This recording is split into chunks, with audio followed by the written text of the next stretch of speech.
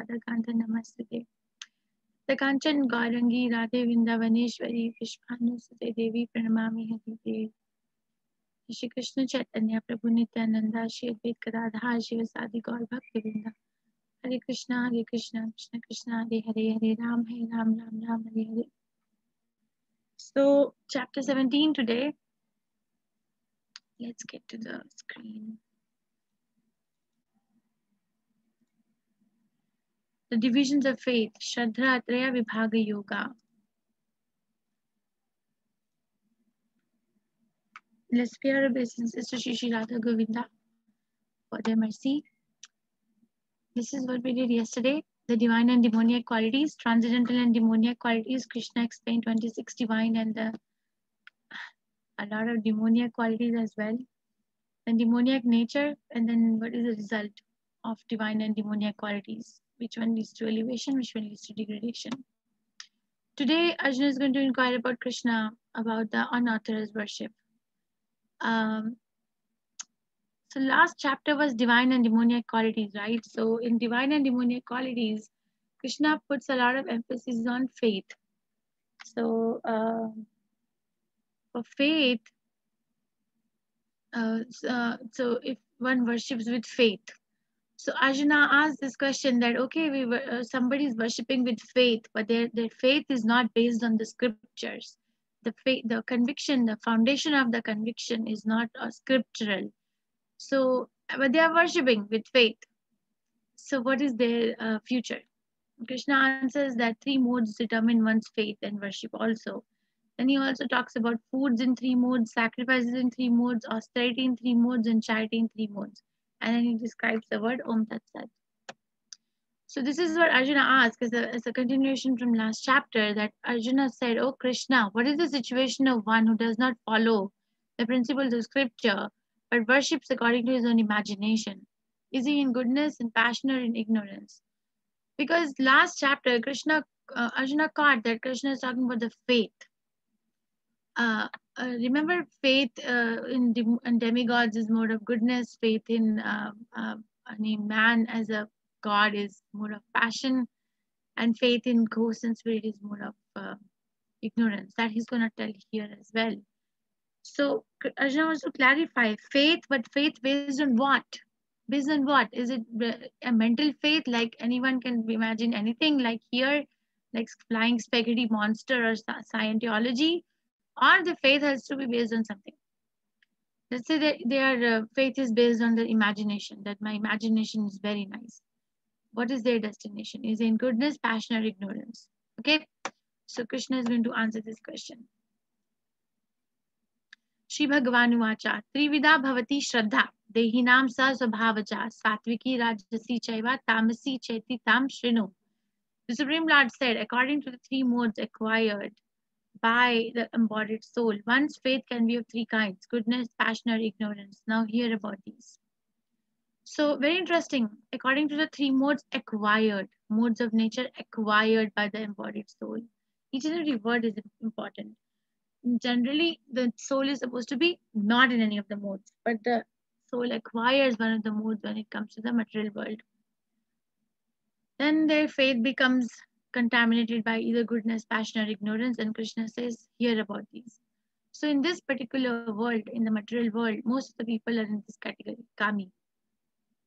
So kami means mode of passion, rajas, which impels one to work hard and then enjoy hard and do some pious activities and do some Vedic rituals. But the main ultimate goal is to go to the heavenly planets. Okay. Somebody rarely becomes jnani, one who gets in touch with the mode of goodness. Then they want to accumulate knowledge about themselves. Why? Because they want to get liberated from this cycle of work hard, enjoy hard, and go to heavenly planets. They want to get liberation. But then they end up getting only impersonal liberation or Brahman realization. Very rarely will you see a devotee of Krishna, and that too very rarely will you see a pure devotee of Krishna, which is beyond this sattva and rajas. It's in Shuddha sattva. Krishna consciousness is a function of Shuddha sattva, pure transcendental goodness, where bhakti is performed and can reach the elevated platform of bhakti, which is prema bhakti or love for Krishna, pure love for Krishna. and then they go to Krishna. O son of Bharata, according to one's existence under the various modes of nature, one evolves a particular kind of faith. The living entity is said to be of a particular faith according to the modes he has acquired. So our faith depends on what mode of nature am I under. Most prominent mode of nature, what is it that I'm under? If I'm under the mode of ignorance, then I'll worship like ghosts and spirits. Mode of passion means work hard. See, this is the bull in Times Square in New York. Work hard and enjoy hard.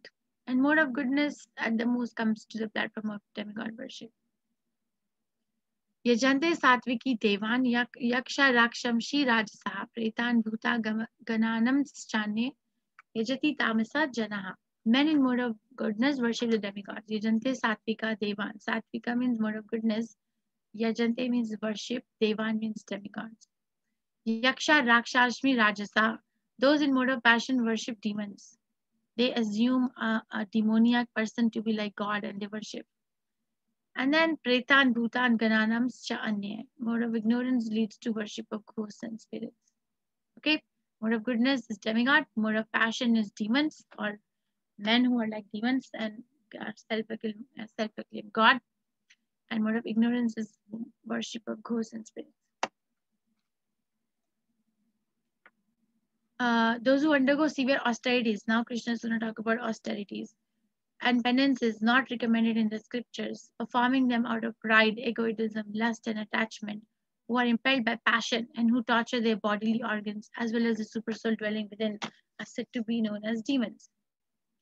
See, even Hiranyakashipu and Ravana did a lot of austerities, but their austerities were not in alignment with the scriptures. Their austerity was coming from mode of passion in order to rule more, gain more, satisfy their lust more. So they're not considered as devotees, even though they were very austere. So just by being austere does not make one Krishna's devotee. What makes one Krishna's devotee is that austerity in line with the knowledge of the scriptures. If not, then it is demoniac. Prabhupada writes in the purport, politicians who fast for getting some motive fulfilled is demoniac in nature. That fasting is demoniac in nature. And now Krishna is going to talk about the food. So far we discussed the worship, then the austerity, and now the food, number 3. So foods in the mode of goodness increase the duration of life, purify one's existence, give strength, health, happiness, and satisfaction. So these are the 3 functions of the food. Pala is strength, sattva is purification of one's existence, and then bala, sattva. What is the third qualification? Gives a purification of the mind, purifies one's existence, increases the duration of life, and gives happiness and satisfaction. So the food is supposed to increase the duration of life, not decrease. Nourishing foods are sweet, juicy, fattening, and palatable. So whoever is attached to this kind of food, I'll show you the plate like this. That food is in the mode of goodness. And foods that are too bitter, too sour, salty, pungent, dry, and hot are liked by people in the mode of passion. So this is too bitter, too sour. So it causes like ulcers in the intestine, fire burning inside. Salty, pungent, dry, and hot are liked by people in the mode of passion. Such food cause pain, distress, and disease. Okay, and then food cooked for more than 3 hours before being eaten, which is tasteless, stale, buttery, decomposed, and unclean, is food liked by people in the mode of ignorance.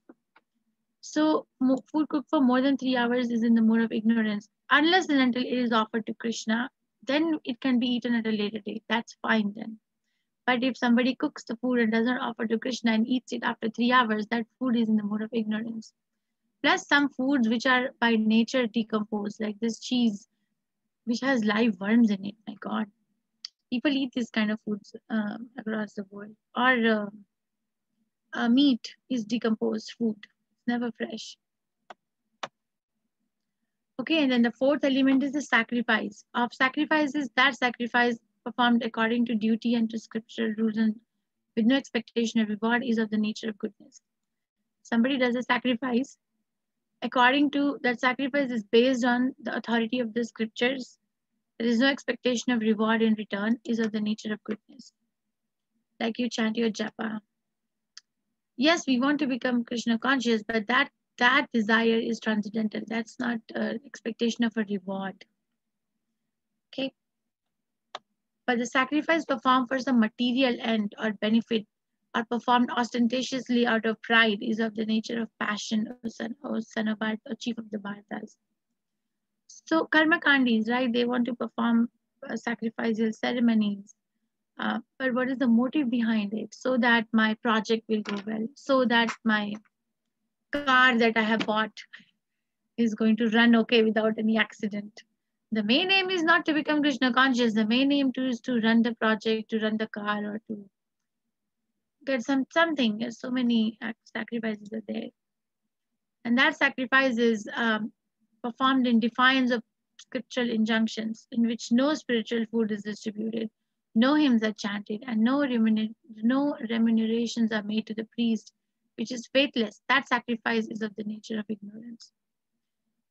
So this is Bhasmasura. Bhasmasura was doing a sacrifice, severe austerity and sacrifice for invoking mercy of Lord Shiva.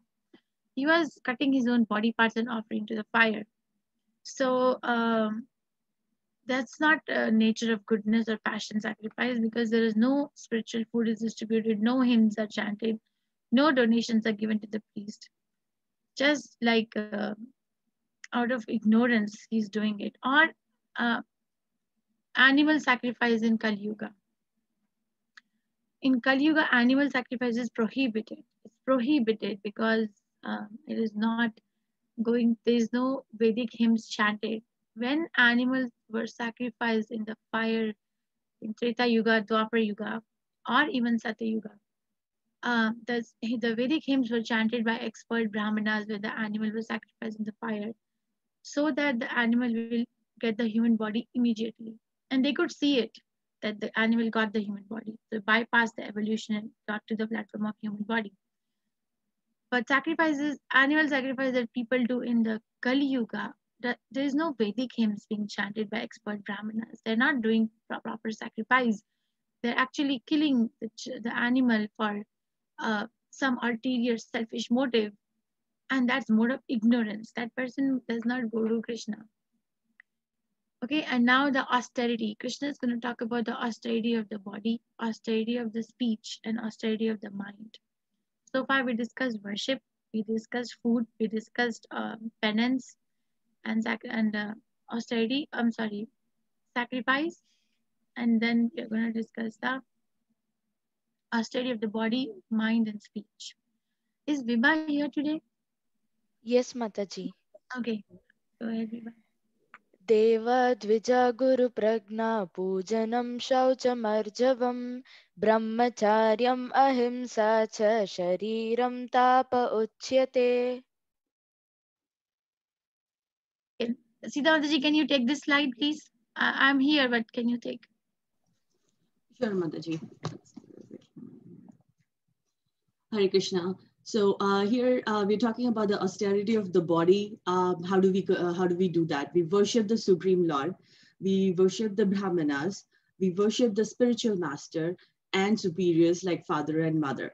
So how do we do that? We have to do, how do we worship our body? How do we do austerity of the body is by keeping our body clean.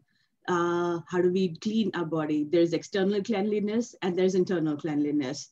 Internal cleanliness, we achieve it by having, chanting the Hare Krishna Maha Mantra. External cleanliness is just like taking a bath and keeping ourselves clean. We have to be simple. We have to be celibate. And we also should be non-violent are the properties of how do we do the austerities of the body.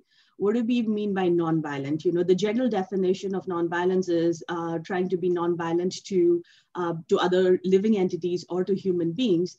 But if we don't develop a spiritual awakening in ourselves, that is also non-violence to ourselves. So that is how we perform the austerities of the body. Do you want me to? Thank you. So yes, austerity of the body We have to use this body as a vehicle to go to Krishna. So, as she said rightly, offer obeisances to Krishna, to Supreme Lord, to Brahmanas, to spiritual master, and to superiors like mother and father. Keep the body clean, keep it very simple. There is no duality. I'm inside something else and outside I'm something else. No, there is no need. Celibacy of the is the function of the mind. So if so, illicit relationships is prohibited. That also makes one celibate. And non-violence, as she described very rightly. Okay, then the austerity of the speech. Anudvegna karam vakyam. Satya priya hitam chayat. Swadhyaya. Maybe Vibha, you can chant. I'm very tired. Yes, Mataji. अनुद्वेगाकरं वाक्यं सत्यं प्रियहितं च यात् स्वध्ययाभ्यसनं चैव वन्मयं ताप उच्यते. Thank you so much.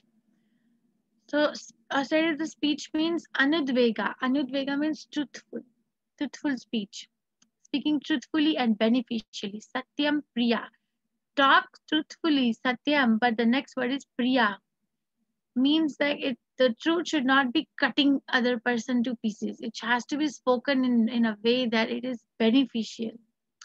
Okay, just by some people think that when they are telling the truth, then they're very truthful. They're not, because according to Bhagavad Gita, it's not. When they're telling the truth, they are giving a correct information. But the definition of truthfulness is telling the truth in a more palatable way. Okay, and avoiding this speech that hitam cha yat. Hitam means like slashing or offending. But hitam cha yat means that one offends speech that does not offend. Speak the truth in such a way that it is beneficial and it does not offend anyone, and it also one should be using their ability to speak in reciting the Vedas, or in other words in chanting Hare Krishna Mahamantra. That is called as the austerity of the speech. Austerity of the speech does not mean that just speak truth. No, that is correct information. That's not truth according to scriptures. But people go around like that we are very truthful, but that's not what it is. And Maharaj Yudhishthira was an example of austerity of the speech.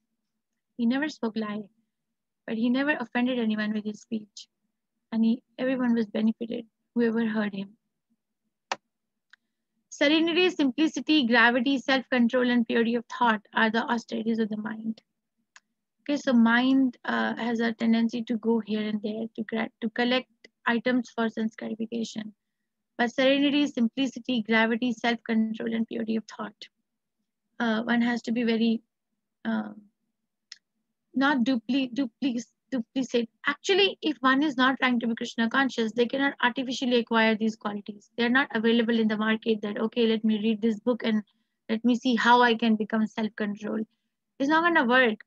Unless and until one is sincerely trying to become Krishna conscious and chant Hare Krishna Mahamantra, these qualities are not going to come in the mind, because the mind is looking for Krishna. Unless and until we give it what it needs, it's not going to show us its finer qualities. This is from Srimad Bhagavatam. This is Sukdev Goswami, and this is Vyasdev. So Sukdev Goswami heard Bhagavatam from his father Vyasdev when he was in the womb of his mother. And he got convinced that this place is a horrible place. I don't want to come out. So he stayed in the womb of his mother for 16 years. He did not want to come out. Krishna himself had to come to request him to come out. The minute he came out, he ran to the forest. He did not even stop to see who his parents are. He just ran. So Vyasdev was running behind him. You know, that, my dear son, you have taken birth after so long. At least let me look at you.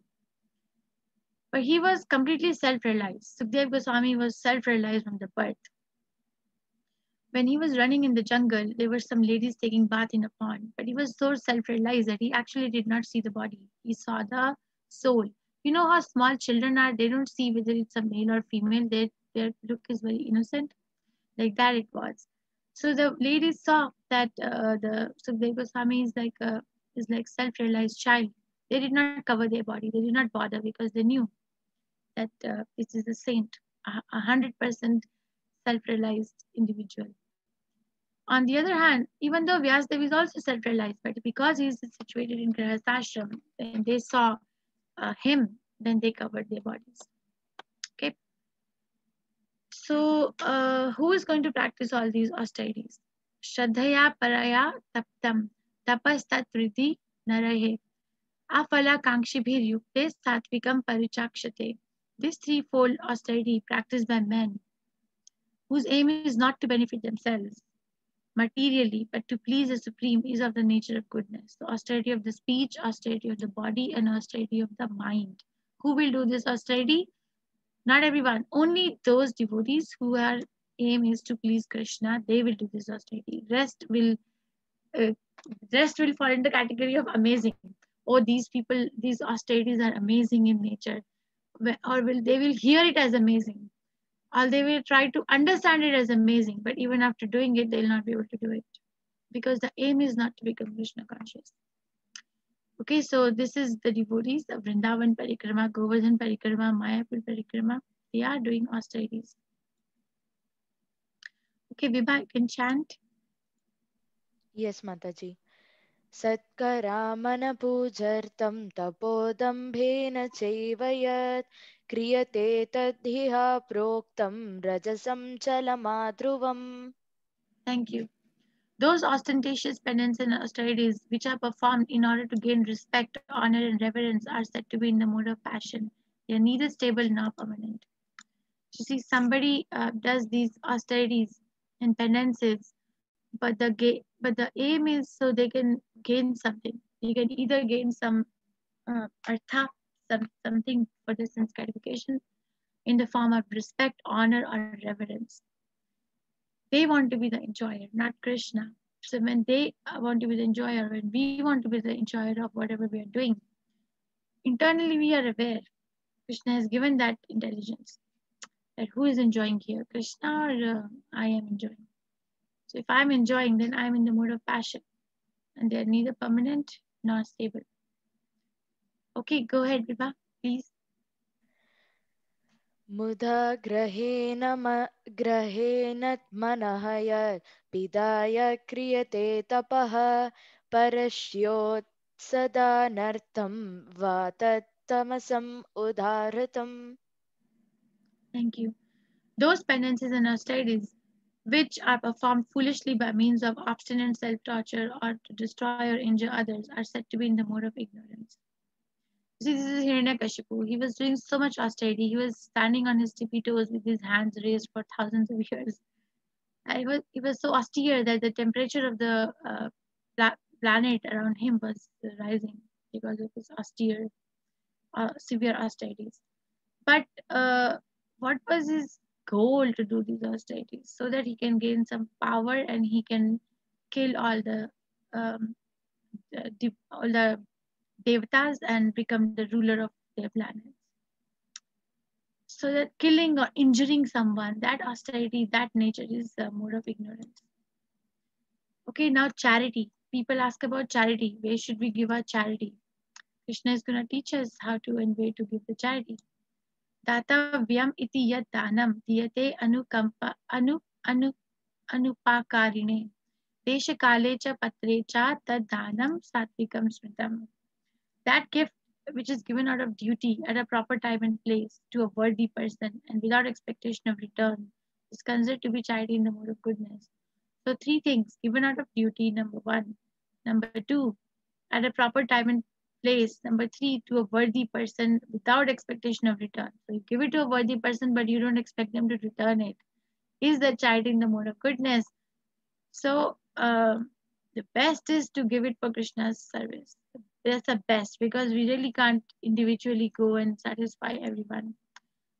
Give it where all these things are happening. And that charity is in the mode of goodness. Okay, so again, same thing, that charity given out of duty without expectation of return at the proper time and place and to a worthy person is considered to be in the mode of goodness. But Krishna, sorry. Yattu pratyupaka artham phalam uddishya va punaha diyate cha pariklikshitam Tad danam rajasam smritam. But charity performed with expectation of some return or with desire for fruitive result or in a grudging mood is said to be charity in the mode of passion. That some return, either I'm expecting a return of respect from people, that they will see how austere I am, or I'm giving charity like karmakand, like I'm performing some charitable act. Like I gave example of King Nigu, if you remember earlier in the chapters, who was very much fond of doing karmakand sacrifices. So I do a sacrifice, but then I want some enjoyment out of it. Or in a grudging mood. Grudging mood is that somebody does a charity, but then later on thinks that why did I do so much? I could have done less. That is a result of mode of passion. Adeshe kale cha yad danam, adeshe kale yad danam, apatrebhyascha diyate, asat kritam avagnaktam, tat tamasam udharitam. And charity performed at an improper place and time. Adeshe. Adesha means place. Adesha means improper place. Improper place, then improper time, kale.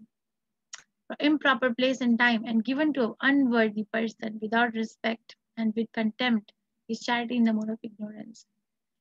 Okay, so if I give someone money so that they can feed their addiction habit, that habit is in the mode of ignorance. Or if we give charity to open a casino, that charity is also in the mode of ignorance. So how do we do this? How do we do the charity? How do we do the sacrifice? How do we do the penance if everything is binding? That's what Krishna is going to teach now. From the beginning of creation, the three syllables Hari Om Tat Sat have been used to indicate the supreme absolute truth Brahman. They were uttered by Brahmanas while chanting Vedic hymns and during sacrifices for the satisfaction of the Supreme. Because the Om Tat Sat has been there since the beginning of the creation. Again, from the beginning of creation, the three words Om Tat Sat were used to indicate the supreme absolute truth. These three symbolic representations were used by Brahmanas while chanting the hymns of the Vedas and during sacrifices for the satisfaction of the Supreme. Okay, let's see what is the meaning of the Om and Tat and Sat. Thus, the transcendentalist undertake sacrifices, charities, and penance, beginning always with Om to attain the Supreme. So, beginning of activity with the word Om. And what does Om mean? Om means Om iti etad brahmano nedishtam nama, indicating the first goal. Om means Vishnu. It is placed at the beginning of Vedic hymns to indicate the supreme goal. So here, Krishna, this is for you with the word Om. In the performance of sacrifice, one should perform sacrifice, penance, and charity with the word Tat. The purpose of such transcendental activities is to get free from material entanglement. Tat comes from the word Tat Tvam Ashi, Chandogya Upanishad, 6th Canto, 8th chapter, 7th verse. Tat describes detached work for the sake of liberation. These activities are done with disregard for material results. So, Tat is to use the word Tat to perform the sacrifice. Sat, the absolute truth, is the objective of the devotional sacrifice. Sat means objective. Om is the beginning, Tat is the performance, and Sat is the objective. And it is indicated by the word Sat. These works of sacrifice, of penance, and of charity, true to the absolute nature, are performed to please the Supreme Person or Son of Pritha. Sat comes from Sad Eva Samya, Chandogya Upanishad, 6th Canto, 2nd chapter, 1st verse. Sat means eternal. Activities done for the service of the Lord reveal the true spiritual nature. In such activity, the performer of action becomes eternal. Activity are aimed at eternal, and benefits of activities are also eternal. Okay, so everything is eternal. What happens in the activities performed in the material world? In 1960s, in Boston, one psychoeconomist, I think, evaluated this. How are the activities going on in this world? So she gave the steps. Let me see. First step is storming. Any activity we do without Krishna consciousness in this material world. First is storming. We brainstorm, right? And then is storming, forming, forming. Then we form a team. And then storming, forming, and then norming. After we form a team, then we are normalizing our activity. Thank you. And then performing, and then adjourning. Yeah, these are the 5 things. So storming, forming, norming, performing, and adjourning. So at the end, it has to be adjourned, even though we were so enthusiastic in the beginning. That's the material world. But in Krishna consciousness, the activities are Om. So the activity, beginning of activity is always preserved. Tat, the performer of the activity, and the is always eternal. Sat, the result of the activity is always eternal. The performer of the action becomes eternal. Activities are aimed at eternal, and the benefits of activities are eternal. That's the meaning of this word, Om Tat Sat. Quite contrary to what it is. I just wanted to give the word origin of the word Om a little bit. Chaitanya Charitamrita Adi Lila 7th chapter, verse 128 describes it. Factually, the transcendental sound Omkara, although a combination of 3 letters, A, U, and M, has transcendental potency. And one who chants Omkara will very soon realize Omkara and Lord Vishnu to be non-different. A karane uchyate Krishna, sarva loke nayakaha. U karane uchyate Radha, ma karo jiva vachakaha. A karane uchyate Krishna, the letter A, Akara, refers to Krishna. In Om, A, U, and M, right? Who is Sarva Loka Nayaka, the master of all living entities and planets, material and spiritual. The word U, Yukara, indicates Srimati Radharani, the pleasure potency of Krishna, and Makara indicates living entities, jivas. Chaitanya Charitamrita 7.128 Adi Lila. So A represents Krishna, U represents Radharani, M represents the living entities. Okay, so that is the meaning of Om Tat Sat. And now Krishna culminates the chapter. But sacrifices, austerities, and charities performed without faith in the Supreme are non-permanent. So without faith in the Supreme, whatever we are doing are non-permanent. Krishna is declaring, O son of Pritha, regardless of whatever rites are performed, they are called asat and are useless both in this life and the next.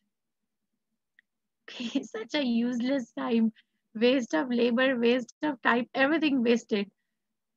It may look like it's like a sand dune, children making a sand dune castle. You know, on the beach, they make castle out of the sand. But then there comes a high tide and then eats everything up. So we make so many things. But there comes the tide of death and then everything is devastated and it is non-permanent and useless. Krishna says useless both in this life and next. So this culminates the chapter, a very practical chapter, how to live. Arjuna inquires about the unauthorized worship in first verse of the chapter. Ye shastra vidhim utsujya. So Krishna answers 3 modes determine one's faith and worship from verse 2 to 7. Trividha bhavati shraddha. And he describes foods in the modes. 8 to 10 verse. Ayu sattva bala roga. Ayu sattva bala roga. Ayu means increasing the duration of life, the food. Sattva means it purifies one's existence, and bala means it gives one strength. These are the 3 functions of food. Then he describes sacrifices in 3 modes from verse 11 to 13. Afala kankshibhir yagno. Then 3 kinds of austerities: austerity of the speech, austerity of the body, and austerity of the mind from verse 14 to 19. Pujanam, Sachanam, Arjavam. Then charity in 3 modes, 20 to 22nd verse. Desha kale cha patre cha. And then Krishna says, do everything with the word Om Tat Sat. Sacrifice, charity, austerity should be offered to the Supreme. From verse 23 to 28. Om Tat Sat iti nirdesho. Okay. That culminates the chapter. It's a simple chapter. It's one of the chapters where very simple language is used. So please read this chapter. And I just want to remind about this program. A lot of people are emailing me and asking our admins as well. I would like to clarify the confusion. You can attend any of these groups. Some people have joined also. This is from me. Isa Upanishad, where I will be taking your catch-up classes on 22nd, 23rd, and 26th February from 3 to 4:30 p.m. Indian Standard Time. No other teacher is offering Isa Upanishad classes. Somebody is asking about now Anisha Prabhu offering Isa Upanishad classes. Nobody is doing it. They are doing advanced Bhagavad Gita course. They're having a good turnover. I am the one who is not having a good turnover. So I am not doing any more advanced Bhagavad Gita classes right now for anybody. Whatever batches I have going, I'm going to carry on with that.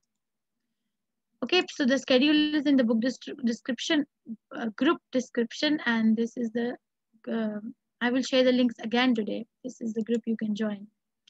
Saturdays, I have ladies only group, Sadhu Sangha, you can join from 7 to 8:30 p.m. IST. Okay, and then Sundays, we have Krishna book reading from 7 to 8:30 p.m. IST. We are reading Krishna, the Supreme Personality of Godhead, and you can join that. For this particular batch 10, now Anisha Prabhu is offering. He started yesterday at 6 a.m. and 7 p.m. every day for 3 days. After that, his schedule will change, which he's going to announce in the class. That I have shared this group. Maybe this particular thing didn't go through. Some people were having issue with this link. So I will make sure this link goes through, this number and ID. And the YouTube is working. It's working. YouTube live at 6 a.m. If you are going at 7 p.m., then that's not the live session. That's not the live link for the 7 p.m. class. That's a live link for 6 a.m. class. Okay. I'll ask them what is the live link for 7 p.m. So please don't get confused. And let's do some polling questions. Mataji, and a lot of confusion about Prabhu's group not having WhatsApp. So Prabhu does not have a WhatsApp group. They just need to send that information. Right. So I inquired from his admins. Prabhu doesn't have a WhatsApp group yet. He will only announce it in the class when he's taking that, okay, we have made a WhatsApp group or not. There is no WhatsApp group for Prabhu's class. You just go and see, because Prabhu has like over 900 or 1,000 people attending. How many WhatsApp groups is he going to make? So there's no WhatsApp group for him. Okay, please answer this question. Foods dear to those in mode of goodness. Increase the duration of life, Ayu. Purify spelling is wrong, sorry. One's existence, Sattva, gives strength, Bala. All of the above. What does it do in the mode of goodness? I'll bring this slide.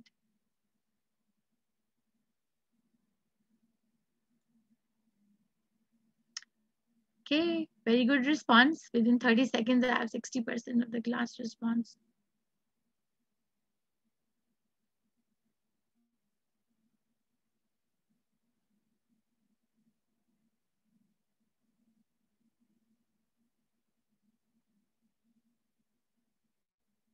Okay, so I'm going to finish the polling, close the polling in another 10 seconds.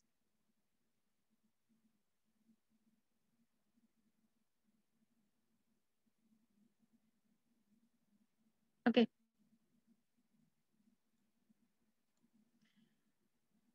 So food in the mode of goodness will do all of them. All right, so food increase the duration of life, purify one's existence, give strength, health, happiness, and satisfaction. All of them. Ayu, Bala, Sattva. Answer is all of the above. Okay. I have one more. Sacrifice performed is known to be in the mode of passion when it is done. It's a tricky question. Be careful. As a duty for some material benefit or for the sake of pride, without regards to the scriptures, all of the above. It's a tricky question. If you have not heard properly, you will not be able to answer this. Sacrifice performed for some in the mode of passion.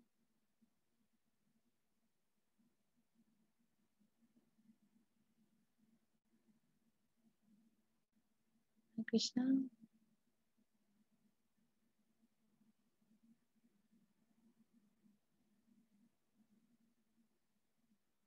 Okay, so I'll give a few more seconds and then we'll close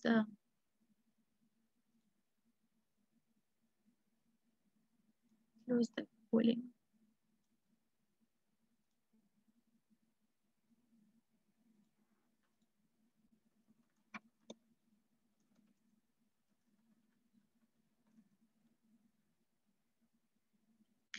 Okay, 80% of the class has responded.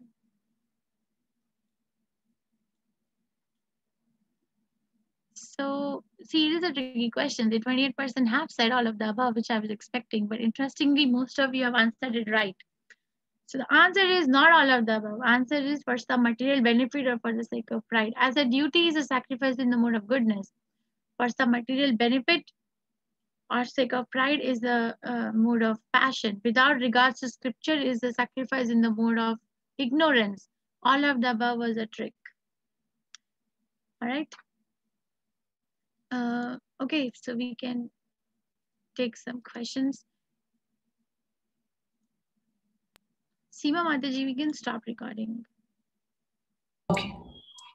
Okay, Rupa Mataji and Sita Mataji.